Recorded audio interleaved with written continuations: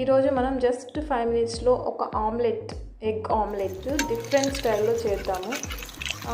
ఇది అందరూ చేసుకుంటారు, కానీ నేను ఫస్ట్ టైం ట్రై చేయడం ఈ విధంగా ఎగ్ బీట్ చేయకుండా వేసానండి. సో ఒక 2 ఎగ్స్ తీసుకున్నాను.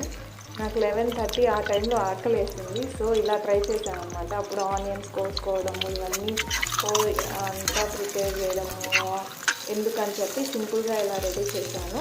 జస్ట్ ఒక 2 ఎగ్స్ తీసుకున్నాను. అలా హాఫ్గా ఉంచి అలా వేసేసానండి. ప్యాన్లో ఆయిల్ వేసి ఒక చిటికెడు సాల్ట్ని అలా స్ప్రింకిల్ చేశాను పైన. తర్వాత మనం తాలింపు పౌడర్ తయారు చేసుకుంటాం కదా, ఆ పౌడర్ని అలా స్ప్రింకిల్ చేశాను పైన. అంటే ఆ తాలింపు పౌడర్లో జస్ట్ ఎండుమిర్చి, వెల్లుల్లి, ఉప్పు వేస్తారండి. ఆ తాలింపు పౌడర్ని వేసుకున్నాను. పైనుంచి అలా స్ప్రింకిల్ చేసుకొని అటు ఇటు